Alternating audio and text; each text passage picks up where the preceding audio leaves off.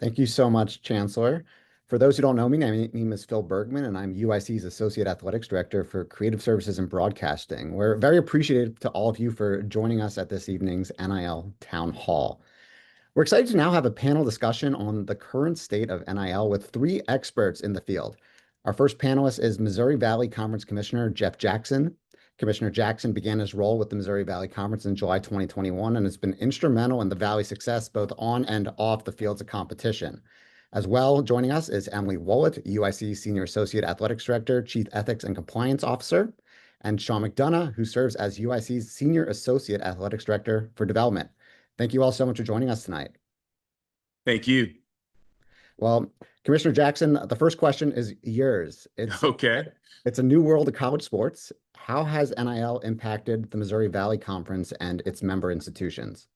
Well, I think the exciting thing about NIL is that our institutions have embraced it. Again, it's a different way of managing the relationship between ourselves and our student athletes. But a relationship was probably lacking a true model in terms of how we dealt financially with our student athletes. The pendulum probably has swung too far in one direction. And I think it'll tamp down and get back to a place of normalcy here in a very short period of time. But I think our schools are excited about being able to enter into this relationship with our student athletes. We're excited about the things that our student athletes are learning, the different things that they're encountering now that they're learning how to manage a financial model, so to speak, whether it's, trying to figure out how to do taxes or, how to manage money, all those type of things. So I think our schools, the villages that surround our schools, we're all looking at NIL in a very exciting way. It's something that all of our schools are participating in, and we see it as a way of advantaging ourselves and separating the Missouri Valley Conference as one of the premier conferences in the country. And I think the important thing that all of our institutions understand, and you heard Chancellor Miranda speak to this in her opening statements, we have not lost sight of the importance of the academic piece, the academic part of this relationship. Emily, many on this call may have heard of the House settlement. What did this settlement determine, and how will this impact the experience of our student athletes here at UIC? Yes, thank you, Phil. And Chancellor Miranda described some key points in this. It's a landmark agreement, and it touches on the back pay that needs to be provided to student athletes up to $2.8 billion, which will be paid out over 10 years. This is provided to former student athletes for lost NIL opportunities because of NCAA restrictions. It permits Division I institutions that opt in, and in our case at UIC, it allows us to provide those direct benefits through rev share and NIL opportunities to our students up to a 20.5 million cap. It impacts sport programs by shifting financial aid limits to now roster limits, which is pretty important for our coaches out recruiting. And third-party NIL payments valued over 600 or more are now subject to review. So ultimately, student athletes at UIC will have more opportunity. They can participate still in third-party deals. They can receive direct benefits from their NIL through UIC, and then the programs will no longer be restricted on the scholarships they can receive. And Sean, as Chancellor Miranda mentioned, with UIC opting into the House settlement from a fundraising perspective, how can fans support the Flames now that we've opted in? Well, first of all, thanks for everyone joining tonight, both on participants and in attendees. The easiest way, the best way, is to have for you and I, for me to have conversations with folks. I'm still relatively new to UIC, and so I still need to visit with our donors and our season ticket holders and fans. And with such a new dynamic with revenue share and NIL, I think the best way is for us to have a conversation. At the end of the webinar, there's my email will be available. I'll put my cell phone number in a chat. But that's one way. That's probably the best way, again, because we can have dialogue. Another way is uicflames.com, and then just under support. Revenue share in NIL since July 1st is very similar to giving in the past to a nonprofit or 501c3 or UIC Flames Athletics. So those are probably the two best ways. Again, the very best is for us to have a conversation, because again, there's that dialogue. I can answer your questions, and we can get to know each other, because that's we need to improve our relationships in moving forward at Flames Athletics. Thanks, Sean. And Commissioner, you're constantly talking to other commissioners nationally and leaders from other conferences and schools. What do you want attendees here on the Zoom call to know about NIL and then the MVC's plans regarding NIL moving forward? Well, one, it's a positive thing. This isn't something that we're looking at and feeling like, woe is me or that type of thing. We're excited, as Emily was talking about earlier, the different things now that we can do for our student athletes to help their collegiate experience as they're, on our campuses. So I think our schools are just trying to figure out ways to take advantage of the new opportunities that have been made available by the House settlement, the fact that NIL is now, quote unquote, the law of the land. We're still, trying to figure out what's going to happen around the corner. Remember, the House settlement is just the first step. We're still doing things, trying to get legislative relief, whether we're talking about preemption, which is having rules that are consistent across the country. Obviously, we're not in favor of employment. And certainly we want to be able to govern ourselves, which is important in terms of having what we would call some type of safe harbor from the congressional space.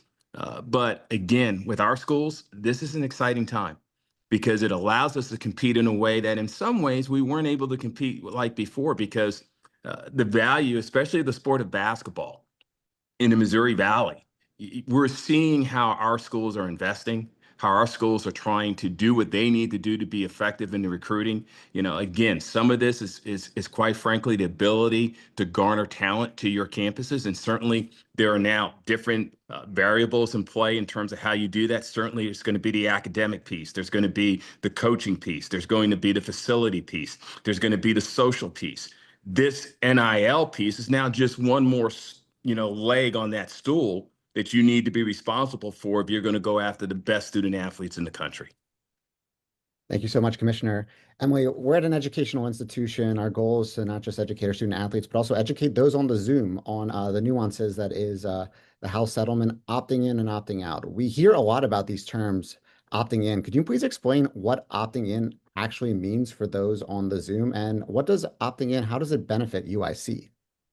Certainly. So institutions not named in the settlement have the option to opt in or opt out of the settlement terms. Unfortunately, there's not an opportunity to opt out of the back pay in the settlement, but we do have the option, which we are opting in, to now we have the flexibility again to do direct NIL payments, rev share with student athletes. And now we shift to roster limits. And I think this is really important. This is a really important shift for, compliance staff or student athletes. Previously, student athletes were regulated on what type of aid or how much aid they can receive.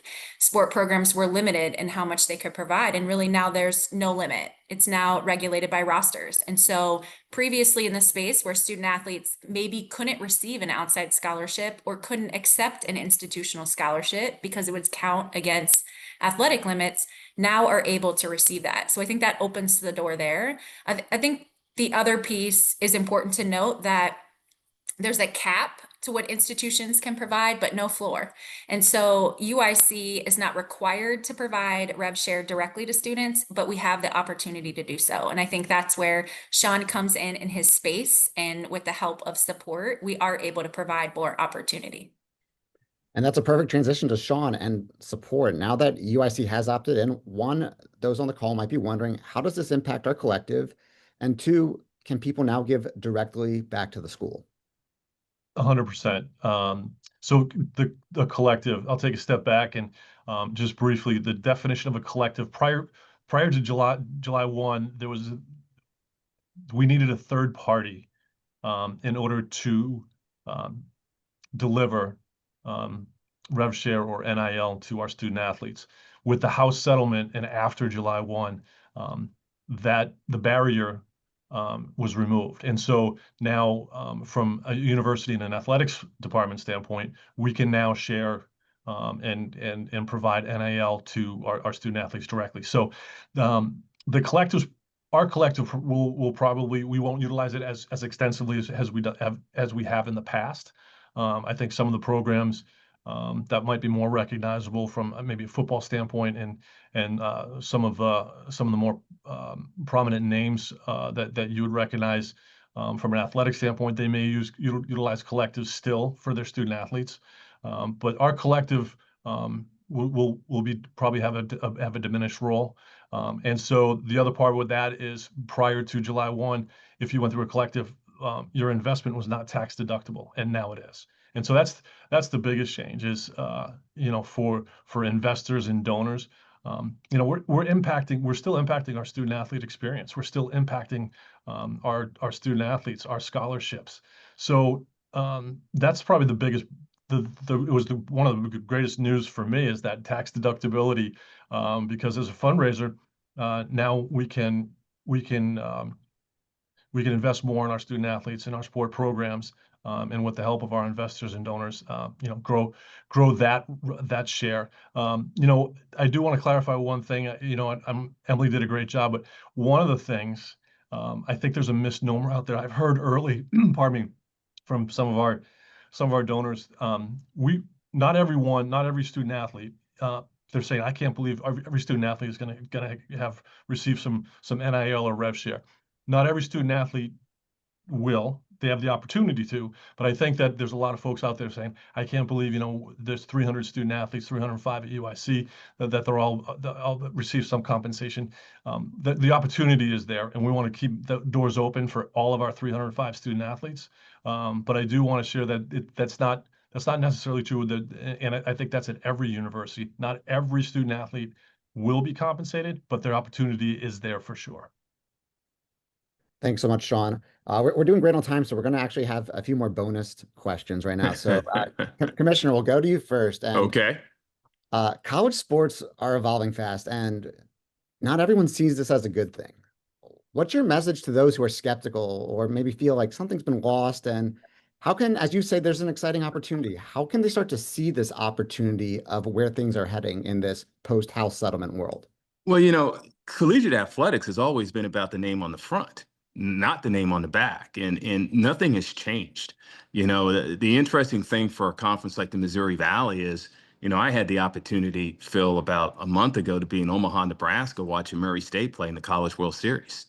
I had the opportunity to watch Drake win an NCAA tournament game. I had the opportunity to watch UNI win an NCAA tournament game in volleyball. I don't think a whole lot has changed in terms of the efforts and the excitement and the support and the type of villages that our institutions are building to support their athletic goals, aims, and student athletes. I don't see a huge change. Now, certainly there's a different relationship because of, as Sean and Emily have been talking about, how we interact with our athletes, whether you're talking about NIL or whether you're talking about rev share.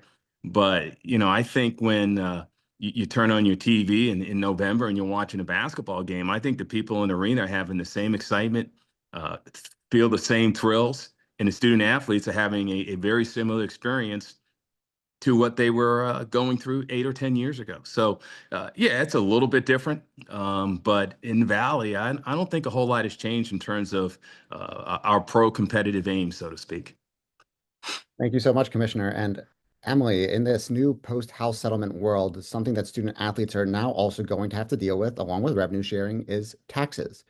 How will taxes work regarding NIL? And as we talked about, from an educational standpoint, what financial literacy education will be provided to UIC student athletes so that they stay informed and up to date on all of these nuances? I don't know about everyone on this call, but I hate taxes. So it is our job to help educate our students and provide them the resources. I think we're very fortunate at UIC to have partners across our campus to help with education. I mean, just this past year, several accounting faculty members created educational resources for our students on just that. And that was a great partnership. I know under the support of Dr. Giles, our faculty athletic rep, there was a special topics course created for NIL. And so that was essential, offered this summer to go over some different topics and educate. Our associate AD for creative services and broadcasting created a monthly workshop, which touched on various topics. But I think, and another piece is we have Commissioner Jackson obviously on this panel, but the MVC has partnered and made it a point to educate also. And our partnership with Credit Union One, That's right. offering that financial literacy is really going to be key. So I think there's never enough education. And as we flex and change, we have to be flexible in the models and the modalities we give our students, because something that exists today could be different tomorrow. And so I think having support from our campus, from our conference, will help us provide those resources. Thank you so much, Emily. And I do think UIC is one of the few places nationally to have a course in NIL and its impact on higher ed, currently speaking. But again, thank you so much to our three panelists for such a great discussion surrounding NIL.